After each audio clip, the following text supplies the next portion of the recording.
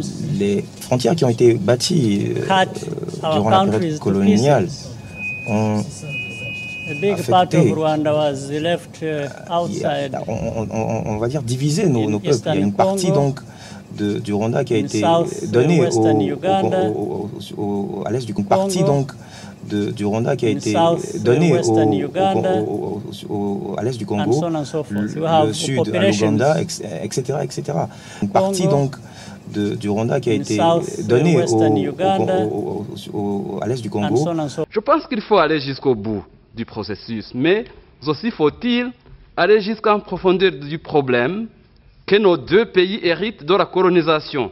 Quand une partie du territoire rwandais s'est retrouvée au Congo, mais curieusement, les habitants de cette région peinent à recouvrer la nationalité congolaise à part entière. Quand une partie du territoire rwandais s'est retrouvée au Congo,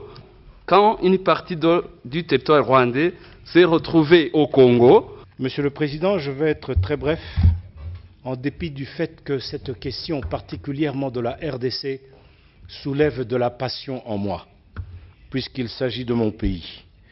Et en ce qui concerne les causes et les origines qu'avait évoquées tout à l'heure mon collègue du Niger, mais je me réjouis aujourd'hui que nous venons d'en connaître la deuxième raison principale de l'agression confirmée, avérée du Rwanda sur le territoire congolais.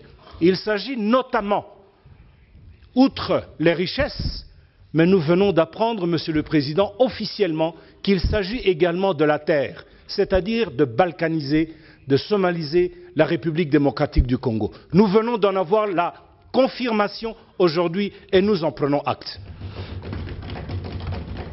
J'ai été obligé de quitter le Rwanda. À l'époque, j'étais député à l'Assemblée nationale de transition pour le Parti socialiste rwandais. Mais quelques mois avant, j'ai eu l'occasion, c'est peut-être une chance, d'assister à une séance au cours de laquelle l'ancien président de la République, Pasteur Bizimungu, est venu nous expliquer les raisons pour lesquelles l'armée rwandaise était au Congo, au Zaïre à l'époque. Il a amené avec lui une carte et il nous a expliqué dans une séance qui était à huis clos jusqu'à quel niveau le Rwanda précolonial pouvait être délimité. Et donc il a montré qu'une partie du territoire du Congo actuel, d'après lui, revenait au Rwanda. Il a même parlé plus tard, à la presse, de la nécessité d'une seconde conférence de Berlin. Ce ne sont pas des fictions, ce sont des déclarations politiques actées. Je vais vous dire une chose. En 1996, on accusait le Rwanda de vouloir annexer une partie du Congo. Je crois que vous avez vu une carte qui a circulé. Moi, j'ai dû même expliquer cette carte. L'objectif qu'on avait, ce n'était pas d'annexer le Congo.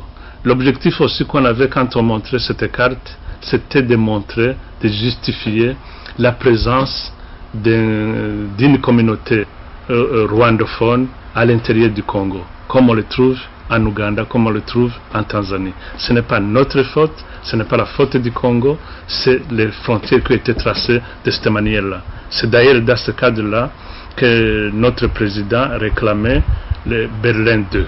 Mais je pense que Kagame a beaucoup d'ambition. Il croit que le Rwanda n'est pas suffisant pour lui. C'est pourquoi on parle des histoires de Berlin II, des frontières perdues au Congo. Excusez-moi, c'est assez important, même très important ce que vous dites là, la remise en cause des frontières. Qu'est-ce que vous pouvez dire aujourd'hui par rapport à ceux qui avancent ça comme argument pour dire que... J'allais justement y arriver. Oui, je vous en prie. Je pense qu'on ne peut pas avoir une telle gourmandise et nous devons nous contenter de notre petit territoire, le Rwanda. Alors, M. Kagame croit que le Rwanda n'est pas suffisant. Souvent, il a dit en anglais, it's like a district of Uganda. C'est comme une petite province de l'Ouganda. Donc, ce n'est pas suffisant pour lui. Et on doit aller chercher les frontières qui existaient avant 1885, lorsque la conférence de Berlin a été organisée. Qu'est-ce que cela veut dire? Ceci veut dire que nous devons engager une bataille contre le Congo, mais ne l'engagez pas contre l'Ouganda. Puisqu'il y a une partie du territoire rwandais qui est en Ouganda, qu'on appelle le Bufumbira, ils n'en parlent jamais. Alors, ce qu'ils veulent, c'est écraser les Congolais, écraser le pouvoir congolais, exploiter le Congo, tant que le Congo d'après ce qu'ils disent, reste inorganisé, donc nous pouvons l'organiser. Et comme ils ont cet appui de ceux qui veulent les appuyer, dire, oh, écoutez, ce sont des meilleurs organisateurs qu'on ait vus en Afrique. Vous savez, les notables katangais, c'est un mouvement de masse qui se fonde ou qui a pour objectif l'indépendance du Katanga. Alors les Katangais décident aujourd'hui de s'unir dans un mouvement de masse appelé les notables katangais, de toutes tendances confondues, partis politiques, société civile, associations de femmes, pour dire que le Katanga devait et doit devenir un État indépendant. Mais pour y arriver, les notables se sont adressés au secrétaire général de l'ONU pour lui demander d'organiser un référendum d'autodétermination. Drapeau ezali drapeau il y a État futur État indépendant au Congo central.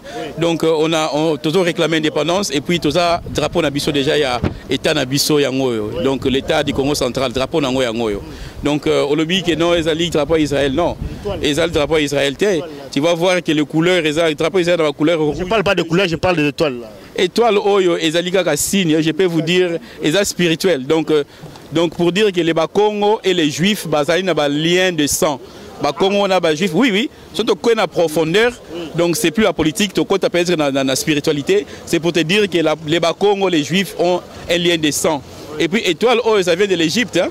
Donc ce qu'on dit que les Israéliens qui colonisé dans l'Égypte, et puis nous, les Bakongo, nous venons de l'Égypte.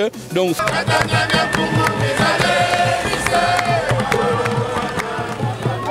mémorandum pour l'autodétermination du Congo central.